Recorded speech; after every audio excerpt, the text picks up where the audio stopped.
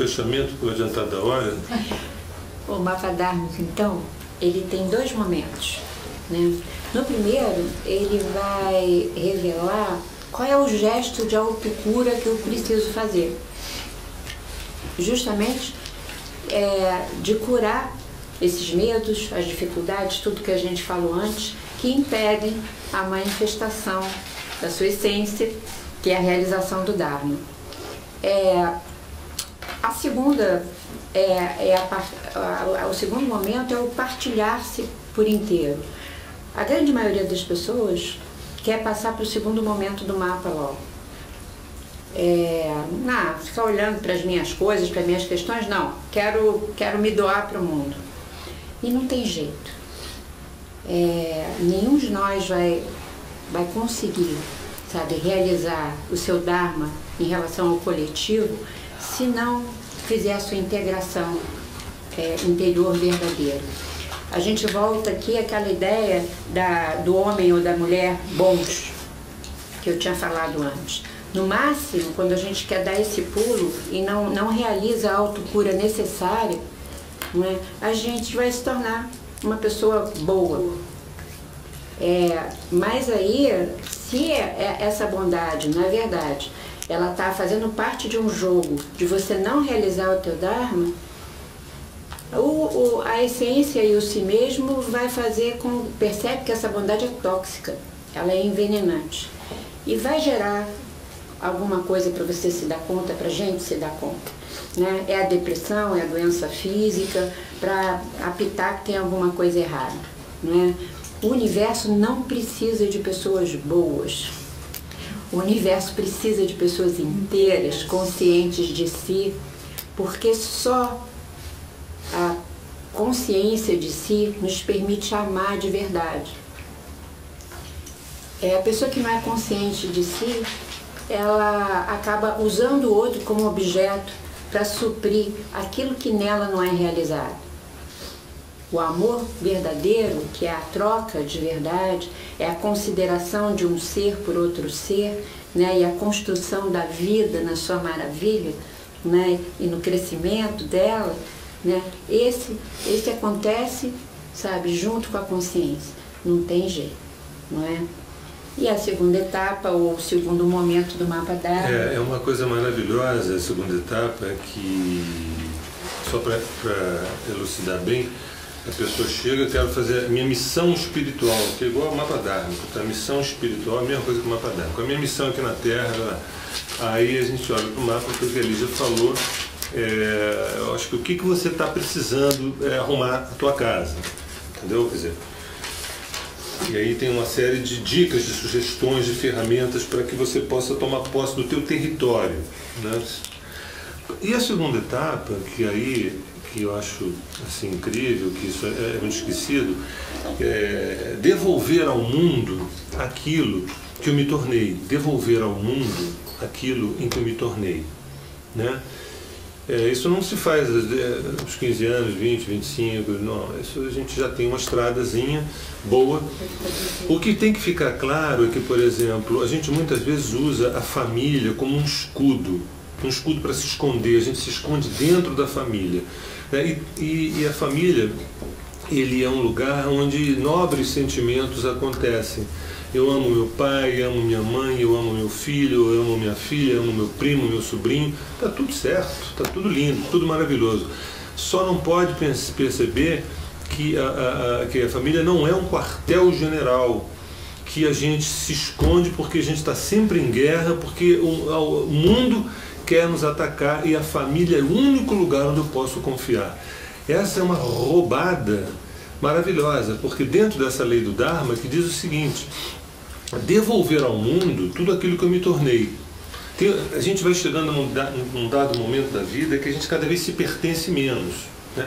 Até uma parte da vida é o gesto da gente se pertencer, né?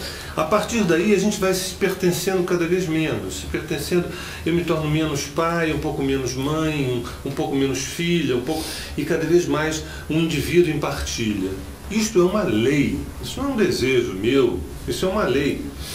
Claro que a nossa vontade é ficar grudado porque dá uma falsa sensação de proteção, quando na verdade o Dharma, que é a lei, fala que a proteção é você cumprir essas etapas. Primeiro, o que eu preciso me nutrir, e segundo, o que agora eu posso compartilhar. E a gente só pode compartilhar uma coisa, não pode duas, é aquilo que eu me tornei, aquilo que eu sou.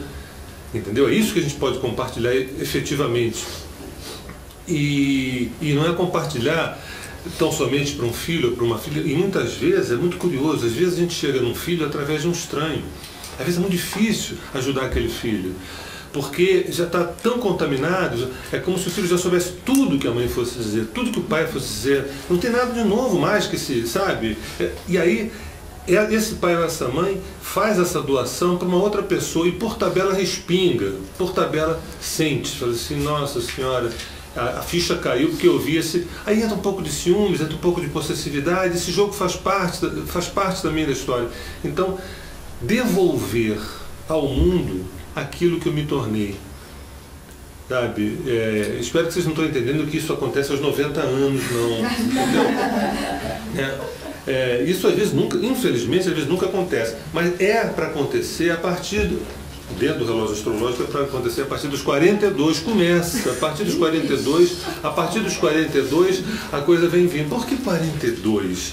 Porque dos 37 aos 42 a gente vive uma espécie de morte, porque o Plutão quadra com Plutão, o Netuno quadra com Netuno, o Urano se opõe ao Urano.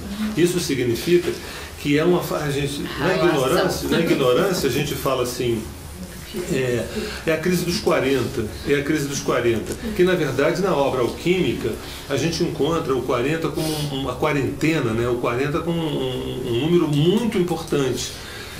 O 4 e o 0. O 4 significa o número do mundo, os 4 pilares, e o 0 significa o vazio pleno. Então você constrói o mundo, que é o 4, para chegar no vazio pleno, no todo, que é o 0. Então esses 40 dias, essas 40 horas, esses 40 meses são muito importantes na obra alquímica.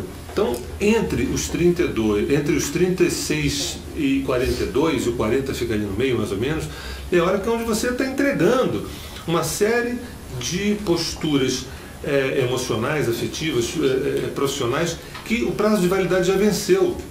Vamos fazer um enterro, né? Isso aqui já foi, é que nem limpar um armário,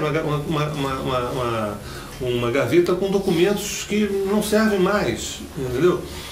E o que a gente gera? Espaço para emergência, não espaço para botar mais entulho, espaço para emergência, espaço para emergir, espaço para vir. Falei assim, nossa, eu estou surpreso. Com o quê? Comigo.